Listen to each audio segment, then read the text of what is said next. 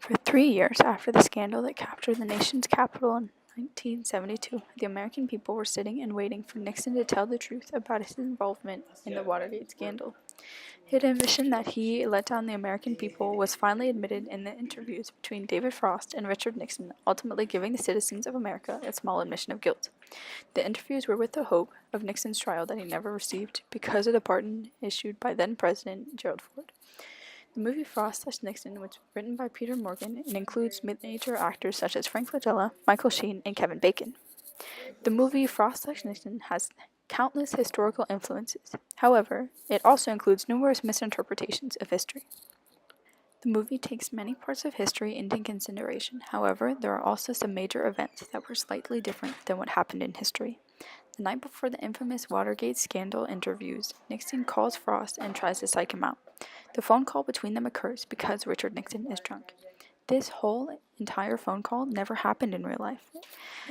Nixon and Frost only spoke to each other before and during the interviews, making the addition of the phone call in the movie a way to add drama. Another thing that is unrealistic is Nixon saying the F word in the end of this phone call.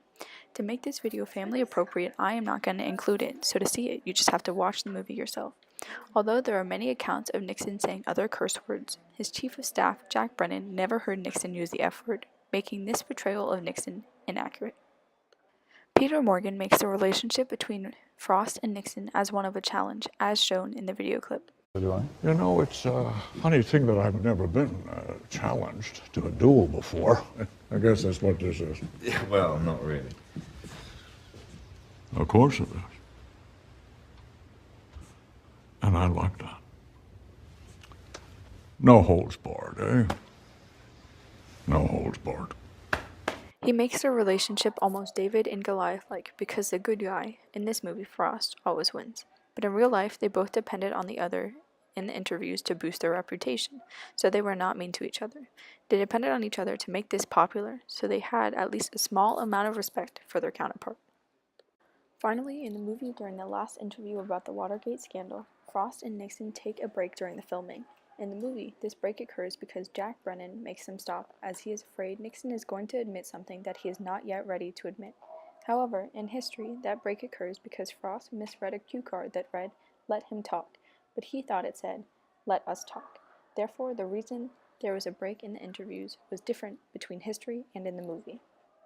The movie Frost/Nixon is definitely not a bad movie, but it would not be a movie I would recommend to my friends. It reminds me more of a documentary than a Hollywood film, as it starts with interviews with some of the characters and not many intense scenes. However, while keeping that in mind, other than specific details, this movie did follow the history pretty well, which can make it a good movie to watch in history class. Thanks for watching.